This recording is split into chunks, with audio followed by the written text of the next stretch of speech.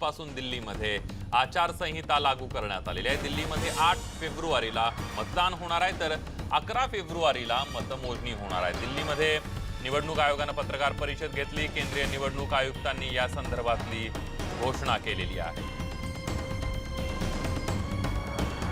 थेट जाऊयात नवी दिल्लीला। आपले प्रतिनिधी प्रशांत लीला रामदास आपले सोबत आहेत। प्रशांत, आपण बघतोय की दिल्ली विधानसभेच्या निवडणुकीच्या आणि सगळ्या तारखा स्पष्ट झालेल्या आहेत। बरोबर, दिल्ली निवडणुकीसाठी आज केंद्रीय निवडणूक आयुक्त सुनील अरोरा यांनी तारखांची घोषणा केलेली आहे। जवळपास 70 विधानसभेच्या मतदारसंघासाठी येत्या 8 फेब्रुवारीला मतदान होणार आहे, तर 11 फेब्रुवारीला मतमोजणी होणार आहे। आणि महत्त्वाचं म्हणजे आजपासून आचारसंहिता देखील लागू करण्यात आलेली आहे।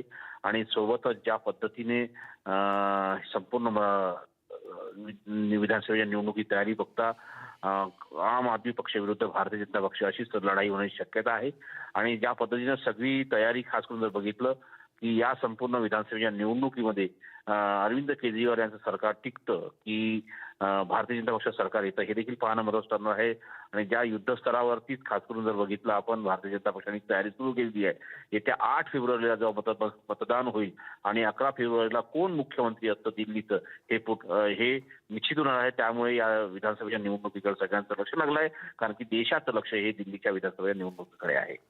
अगदी धन्यवाद प्रशांत, तुम्ही दिलेल्या संपूर्ण माहितीबद्दल।